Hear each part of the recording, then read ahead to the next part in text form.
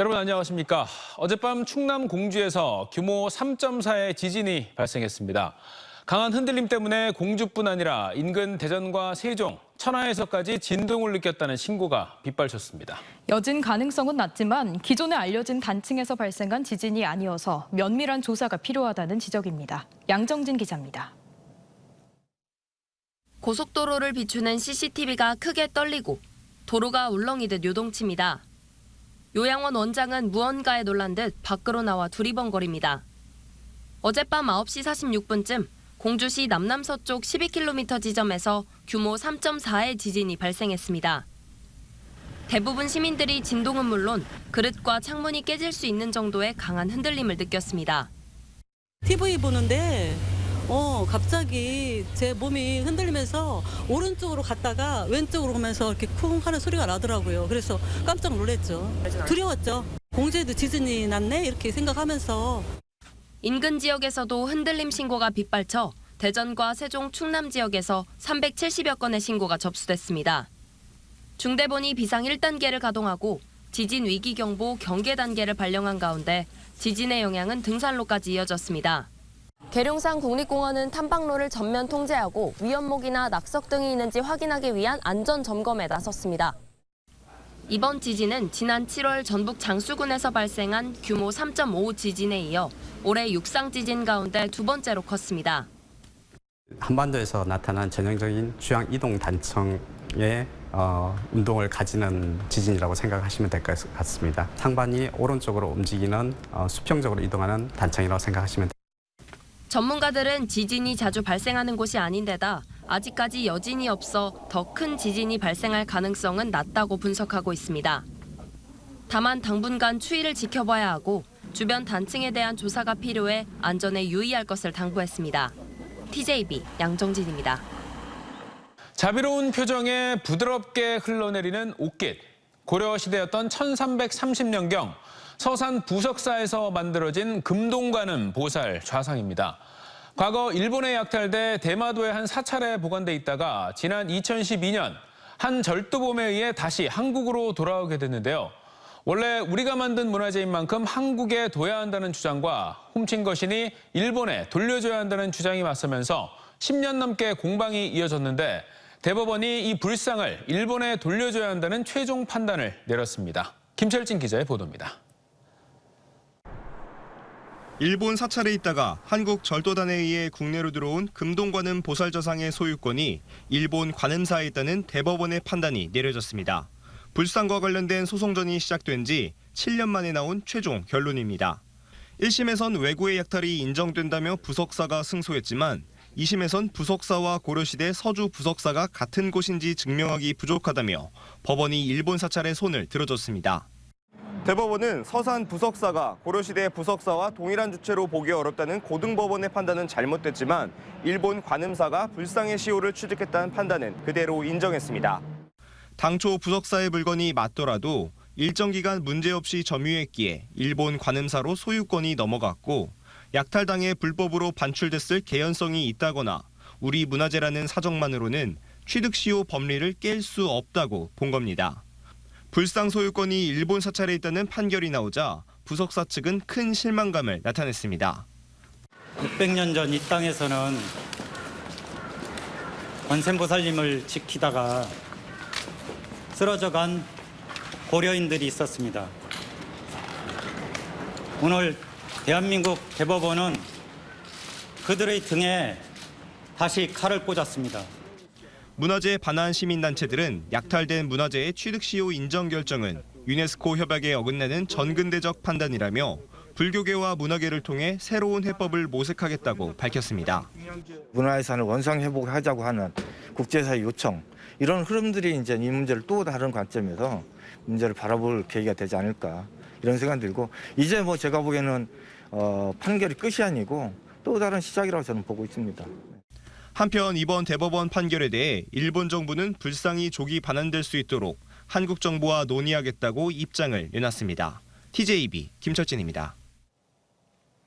서산에서 소 럼피스킨병 감염이 잇따르면서 국내 한우 산업의 중요 자산인 시숫소 보호에 비상이 걸렸습니다.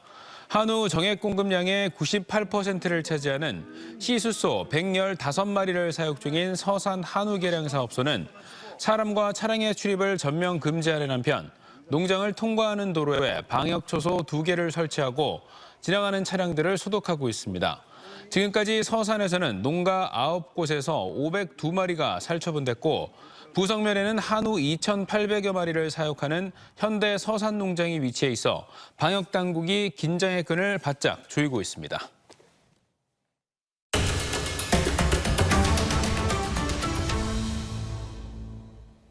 청양의 한 마을에 가면 마을을 가로지르는 왕복 2차선 국도가 있습니다. 그런데 대형 트럭과 화물차들이 빠른 속도로 가는 이 도로 옆을 매일 목숨을 걸고 위태롭게 걸어 다녀야 하는 사람들이 있습니다. 어떤 이유 때문인지 조용준 기자가 현장 취재했습니다. 이곳은 청양군 청양읍의 한 마을입니다. 이 마을을 가로지르고 있는 이 도로는 1990년대, 그러니까 지금으로부터 약 30여 년 전에 만들어진 29번 국도입니다. 얼핏 보기에 큰 문제는 없어 보이지만 조금만 더 자세히 들여다보면 도로 한켠에 이렇게 하얀색 실선만 그어져 있을 뿐 인도라고 할 만한 공간이 없습니다. 대형 트럭들이 줄지어 굉음을 내며 도로를 지나갑니다. 승용차들도 빠른 속도로 도로를 통과합니다. 차도만 있고 인도가 없다 보니 도로 바로 옆 실선으로 나뉘어진 1m 남짓한 공간이 유일한 인도 역할을 하고 있습니다. 아, 여기 엄청 위험해요? 아유, 위험하고 말고요. 굉장히 위험해요. 여기. 차가 좀 많이 다니나 봐요. 많이 다니죠. 큰 차들도 많이 다니고. 아이, 그럼요. 신호등도 없는 횡단보도로 길을 건너려면 계속되는 차량 행렬이 끝나기만을 하염없이 기다려야 합니다.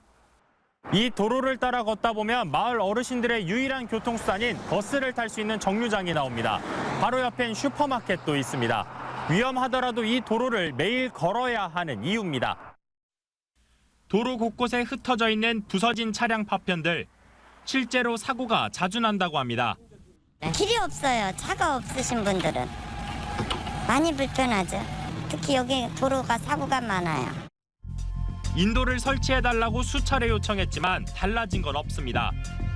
인도 설치가 어렵다면 차량 속도를 줄일 수 있는 과속 감시 카메라나 방지턱이라도 설치해달라 했지만 받아들여지지 않았습니다. 노인 보호구역 그리고 여기가 이제 위험하니까 이게 방지턱도 해달라고 이게 몇 번 건의는 했는데 아직은 저기가 없구먼 거네. 무슨 답변이나 이런 게 없어요. 청양군청에 물으면 국도 관할은 따로 있다는 답변이 돌아오고 그게 저희가 관할하는 도로가 아니라서 저희가 그거는 담당 업무가 아니에요. 충청남도에 물으니 누가 관리하고 있는지 확인해야 한다고 답변합니다. 일단 거기가 국도다 보니까 위임국도인지 그냥 국도인지 좀 확인을 해야 되거든요. 도로를 관할하는 충남건설본부에선 인도 설치에 필요한 예산 배정이 우선순위에서 밀렸다고 해명합니다. 네, 요청을 했는데 우선순위 안 들어가 있어요. 그러니까 예시를 안 해줬어요, 거기서. 최근 차량 진입을 막을 수 있는 주황색 규제봉이 도로 한켠에 세워졌지만 오히려 인도는 더 좁아졌습니다. 하루 수백 대의 차량이 이 길을 지납니다. 동시에 하루 수십 명의 어르신들도 이 길을 걷습니다. 인도를 설치할 계획이란 말만으론 안전을 담보할 수 없습니다. TJB 현장 리포트 조형준입니다. 망상에 빠져 고등학교를 찾아가 교사에게 흉기를 휘두른 혐의로 기소된 20대 남성에게 검찰이 중형을 구형했습니다. 검찰은 교사가 자신을 괴롭혔다는 망상에 빠져 지난 8월 대전 대덕구의 한 고등학교에 침입해 40대 교사에게 흉기를 휘두른 혐의로 기소된 28살 A씨에게 징역 20년을 선고해 줄 것을 재판부에 요청했습니다. 검찰은 A씨의 범행으로 피해 교사가 한쪽 손을 쓰지 못하는 등 큰 장애를 입었다며 구형 이유를 밝혔습니다. 2025년 세종시에서 열릴 예정이던 국제정원도시 박람회가 1년 연기됐습니다. 촉박한 일정과 어려운 재정 여건을 감안해 개최 시기를 연기하게 된 건데 개최 시기가 미뤄졌음에도 박람회에 대한 우려는 말끔히 해소되지 않고 있습니다. 장석영 기자의 보도입니다. 2025년 4월 개최할 예정이던 세종 국제정원도시 박람회가 1년 연기됐습니다. 개최 시기는 2026년 봄으로 최민호 세종시장의 임기 종료를 약 2달 앞둔 시점이 될 것으로 예상됩니다. 세종시는 당초 박람회 예산 450억 원 가운데 90억을 국비로 확보할 계획이었지만 지난 8월 새만금 잼버리 대회 실패와 국가 재정 악화가 발목을 잡았습니다. 세수 부족 사태로 채무가 6,900억 원에 달하는 세종시 재정난도 연기를 불가피하게 만들었습니다. 예산을 세울 수밖에 없는데 그것 또한 시민의 부담으로 그게 작용이 될 것 같다는 생각이 들어서 투자나 예산 분산을 통해서 시민의 부담도 덜어드려야 되겠다라는 생각이 들어서 일단 1년의 시간은 벌었지만 우려는 여전합니다. 세종시에 공원은 많지만 정원은 아직 단 한 곳도 조성돼 있지 않은 상태. 박람회를 위해 짧은 시간 내에 대규모로 조성하는 것도 모자라 끝나고 난 뒤에도 지속적으로 관리해야 하는데 그 유지 관리비에 대한 검토도 전혀 없다는 겁니다. 정원도시 박람회, 정원 속의 도시, 이게 중요한 게 아니고요. 이걸 해놓고 어떻게 유지 관리를 해 나갈 것인지, 그렇다면 이 비용을 어떻게 채택할 것인지, 이 부분까지도 고민이 됐었어야 된다고 생각합니다. 촉박한 일정과 재정난 속에 야심차게 준비했던 국제정원 박람회가 연기된 가운데 최민호 세종시장은 1년의 시간이 확보된 만큼 기본 구상을 재구성해 보다 내실 있는 종합 실행 계획을 수립하겠다고 밝혔습니다. TJB 장석영입니다. LH 세종특별본부는 원자재 값과 인건비 상승 등을 이유로 중단된 세종시 공동캠퍼스 조성 공사를 재개하기로 시공사인 대보건설과 합의했다고 밝혔습니다. 대보건설은 지난 17일 원자재 값과 하도급 계약 금액 상승, 화물연대 파업 등 공사 여건 악화에 따른 자금 여력 부족 등을 이유로 공사를 중단해 내년 3월 개교에 차질이 우려됐습니다. LH는 공사를 우선 재개한 뒤 회사 측 요구사항을 적극적으로 검토하기로 하는 내용의 합의안을 끌어냈으며 양측이 참여하는 별도 협의체를 구성하고 합리적 범위 내에서 요구사항을 적극적으로 수용하기로 했습니다.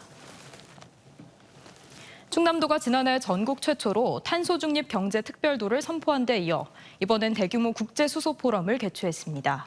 석탄 화력 오염 지역에서 청정 에너지 선도 지역으로 탈바꿈하겠다고 선언했습니다. 강진원 기자의 보도입니다. 서해안 곳곳의 발전소와 석유화학 단지, 국가 경제의 초석이지만 충남의 희생을 담보로 성장했습니다. 충남의 온실가스 배출량은 전국의 22.1%, 미세먼지 배출도 압도적 1위를 차지합니다.